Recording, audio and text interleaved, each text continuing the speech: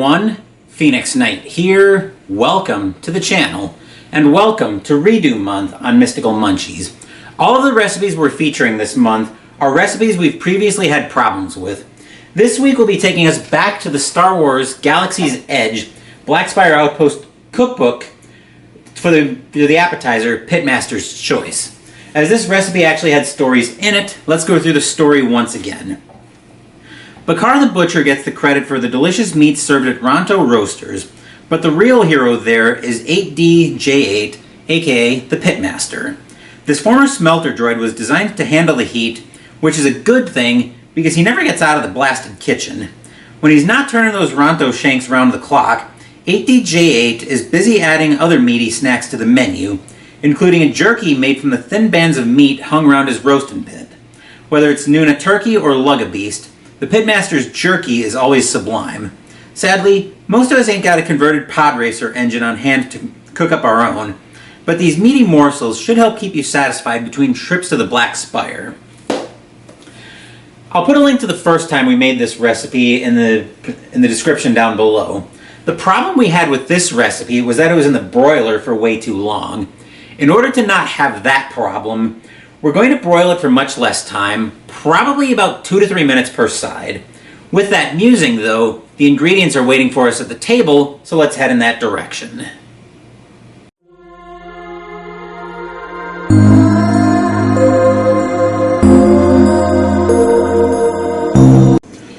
For this recipe, we're going to need a pound of ground pork, a tablespoon of soy sauce, a half a teaspoon of sesame oil, a pinch each of salt and 5-spice powder. I'm actually going to use the 1/4 teaspoon since that is about as close as I can come to a pinch, and half a cup of sugar. Yes, half a cup of sugar.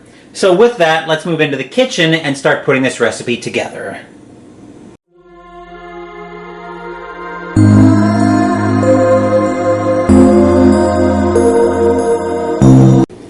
The first step of the recipe is actually very simple.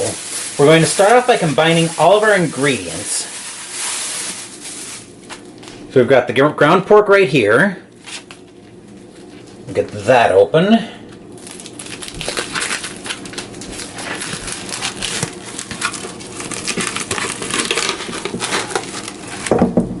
Taking the paper on the back off. That can hit the bin. Our tablespoon of soy sauce.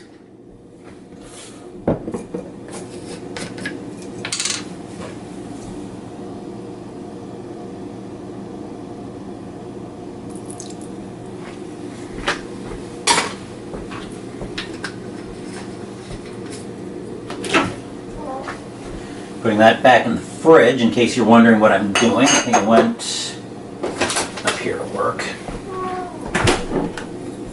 Half a teaspoon of sesame oil.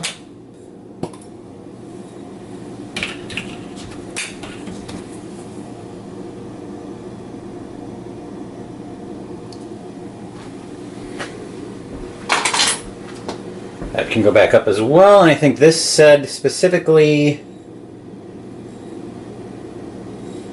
It didn't say anything about refrigerating, so I think we'll just put that back up. Our pinch each of salt and 5-spice powder. You can already smell the sesame oil. Okay. There's our salt. And our 5-spice powder, if I can ever... There we go. I'm just going to pull that sprinkler off. It's a little bit more than a pinch, I'm sure, but that'll work.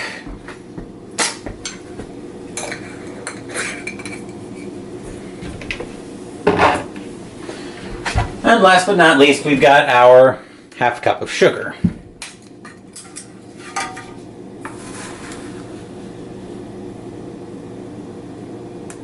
There we are. And then that can go. Alright, the sugar can go back up as well. Now we're going to mix this up by either with a spoon or by hand until everything is completely incorporated. So we'll just give this a quick mix.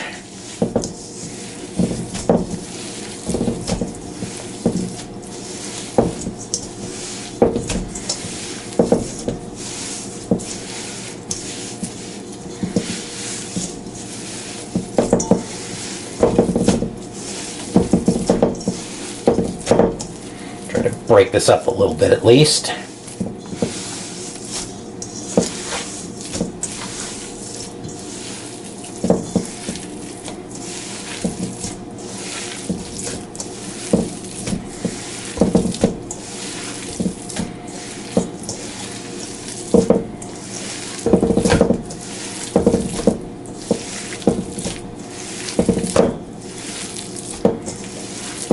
Okay. I think we got that pretty well incorporated at this point, so I'm going to give my hands a quick wash.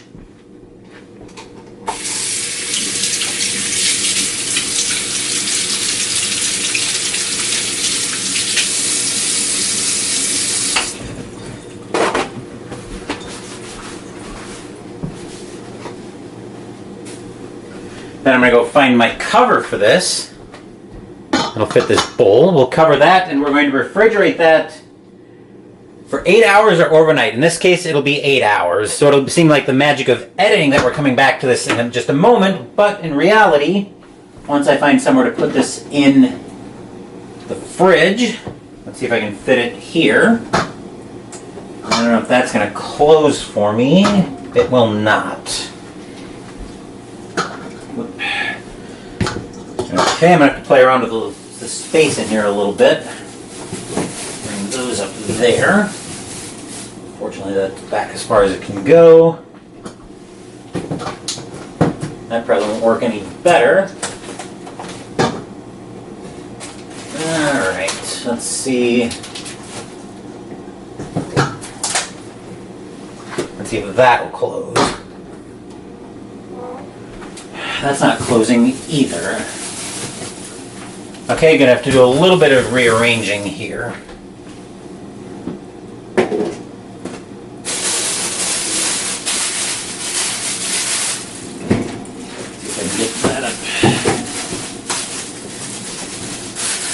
There.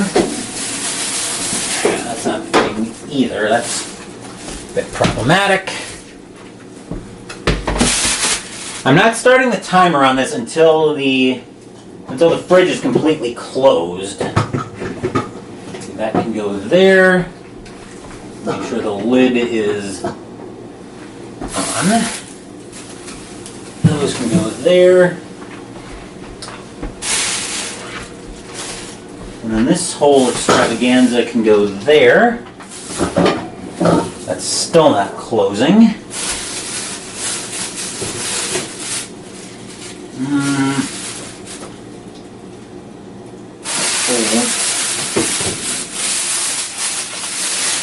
Oh, this is fun.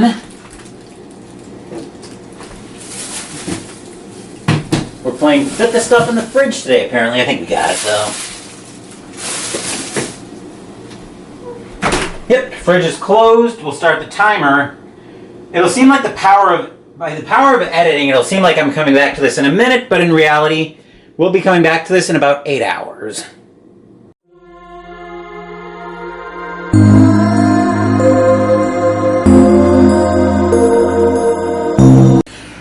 It's been about 8 hours now. The jerky mixer has been cooling, and I've preheated the oven already to 250 degrees. So what we're going to do is now we're going to take our rimmed baking sheet and line it with parchment paper. Yeah, that looks like it'll work. Give that a tear here. See if I can hold this in place.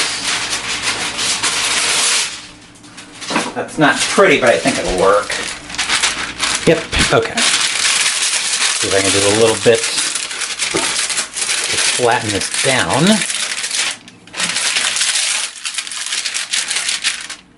No, it's not pretty, but it'll work. Alright, I'm going to put that lid there.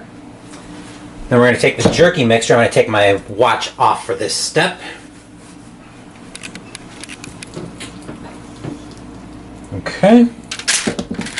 You can flatten that down till it's about 1/4 inch thick. It's maybe a bit thicker than that, I imagine. I'm trying to do this without getting my arms in shot.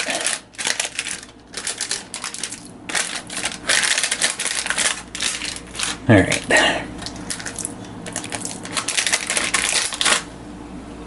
Got a few loose pieces here. I'll see if I can throw these on. There we are. I think that'll work. All right. Yep. Give my hands another quick wash.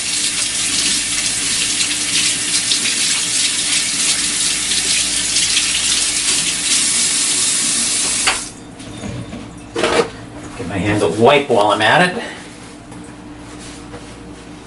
And with this flattened like this, now I'm going to cook it for another 15 minutes, then I'm going to flip it and cook for another 15 at 250. So I'll use the kitchen timer for that. So this will go in the oven at 250. Or maybe I can move that out of the way just a touch. Perfect. Alright, so I'm going to start the timer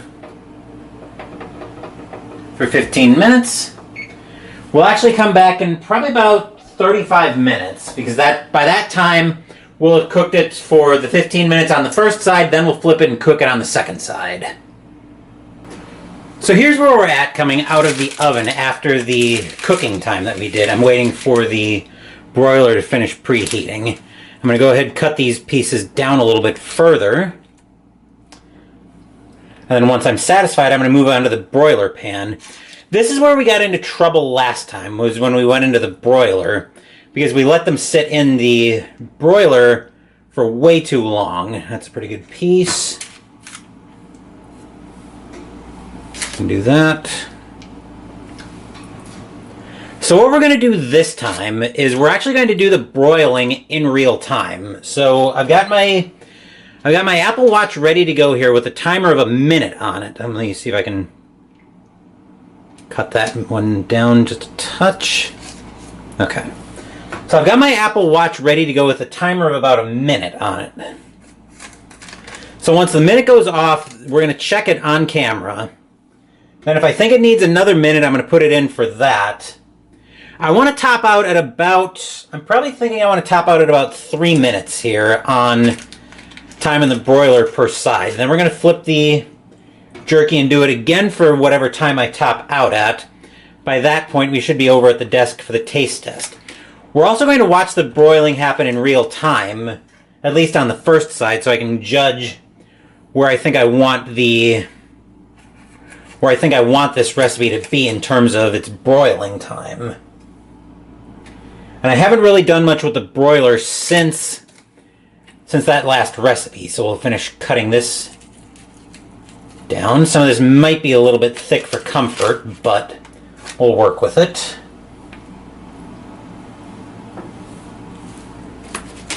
Give that a cut.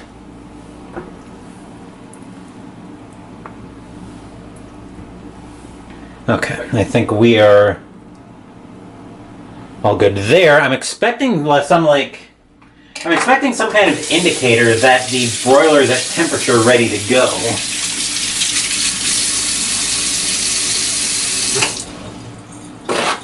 Trying to remember what it was like the last time we made this.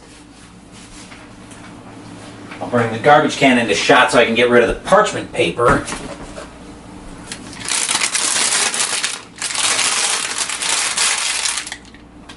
Okay, cool. That is not too hot, so I can bring that over to the dishes. Plan on getting that cleaned up. And that's where we're at on the broiler pan. So it's entirely possible that it might not need that there might not be any kind of indicator on it. So I think what we're going to do here is, let me just check the oven real quick. Whoa, that seems really hot. So it's probably ready to go, which means I'm just going to put this in. We'll tip over to the oven just slightly. I'm going to put it in the... I moved the top rack as close to the flame as I could get it.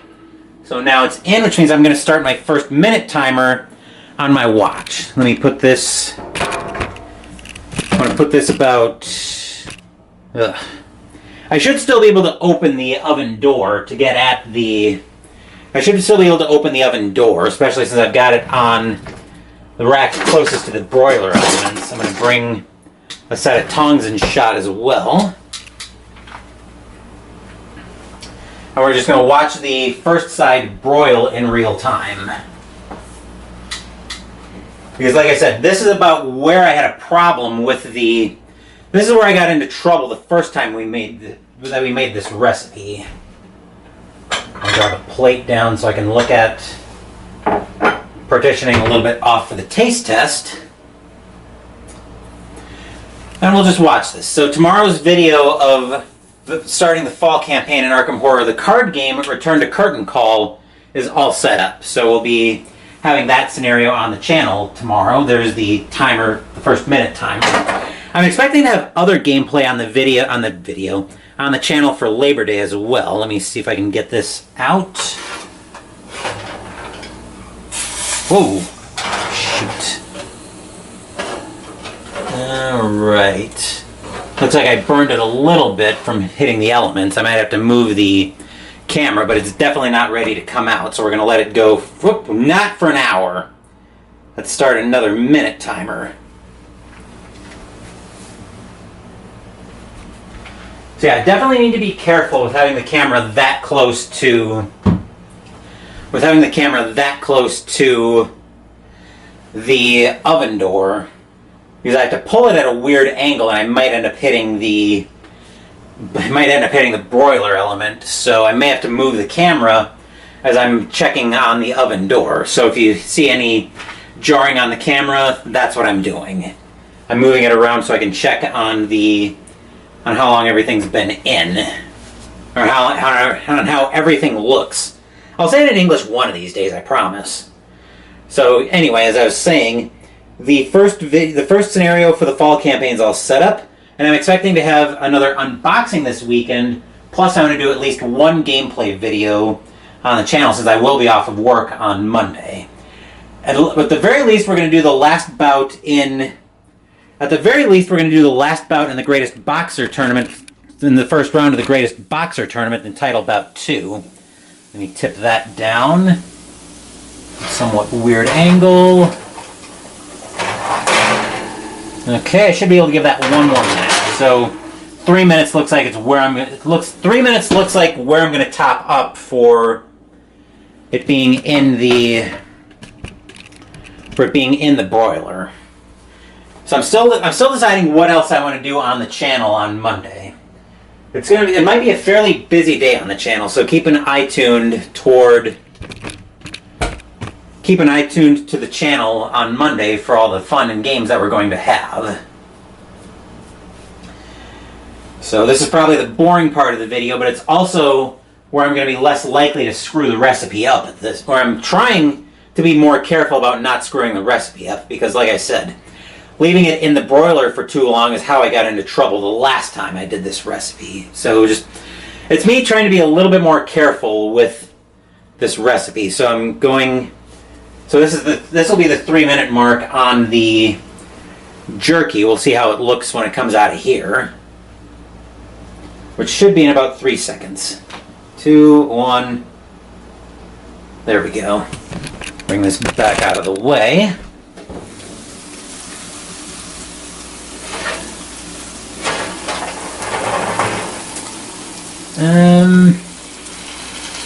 You know, let's actually go 1 more minute. So this is probably a little bit longer than I wanted to go. This will be 4 minutes in the broiler, but we'll see how this looks.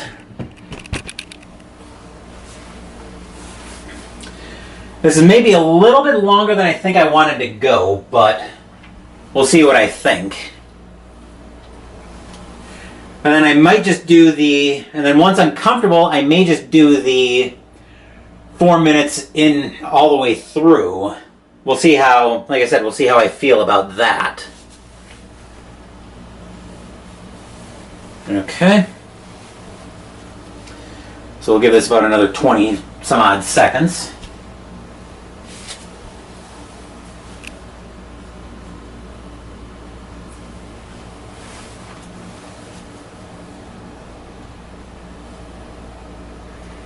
Here comes our 10-second warning. I'm watching the timer on my watch. I know it's, like I said, I know it's not the most exciting part of the video, but I'm trying to make sure I have as little chance as possible of screwing the recipe up. So I'm going to pull this over to the counter over here and look at that. That is looking a lot better. So we'll go ahead and get this all flipped. I'll leave the broiler on. What do I do? The tongs are right here. Cool. Let's see how they look on... Let's turn the camera here just slightly so we can see how they look on the back. Not bad. So now it's this side's turn to get the heat.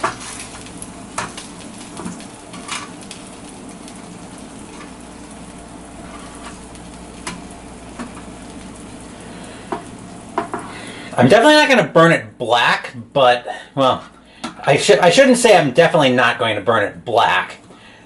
I can probably say that I'm less likely to burn it black aside from these few pieces that accidentally brushed against the broiler elements.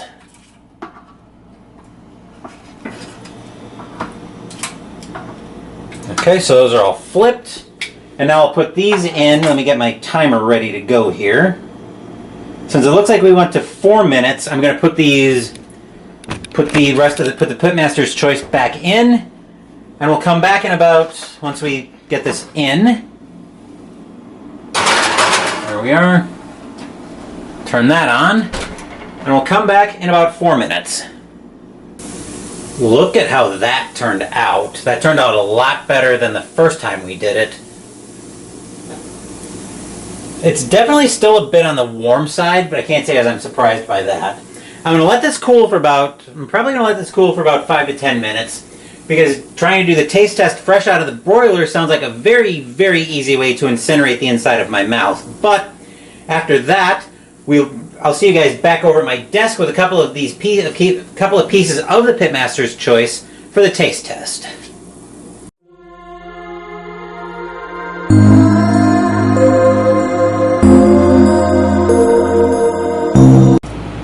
As you can see, looking at the plate, everything turned out a lot better than last time. So I'm probably going to be able to bring all of this into work. But let's see what I think of it before I do.